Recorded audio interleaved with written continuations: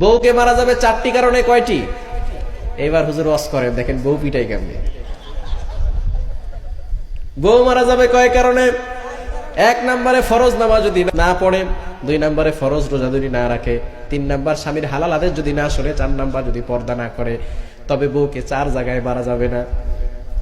এক নম্বরে মাথায় মারা যাবে না, দুই নম্বরে মুখে মারা যাবে না, তিন নম্বরে বুকে মারা যাবে না, চার নম্বরে পিঠে মারা যাবে না, যদি মারতেই হয় কোমরের নিচে মারতে হবে। এখন কয় হাত লাঠি দিয়ে মারবেন? 5 হাত, পারবেন না। 4 হাত লাঠি দিয়ে মারবেন, তাও পারবেন না। 3 হাত লাঠি দিয়ে, তাও পারবেন না। 2 হাত লাঠি দিয়ে, তাও পারবেন না। 1 হাত লাঠি দিয়ে মারা যাবে না, 1 হাতের অর্ধেক মেসওয়াকের মতো লাঠি দিয়ে মারতে হবে, তাও আবার এভাবে ধরা লাগবে। এত জোরে মারা যাবে না যাতে করে ক্ষত বিক্ষত হয়ে যায়।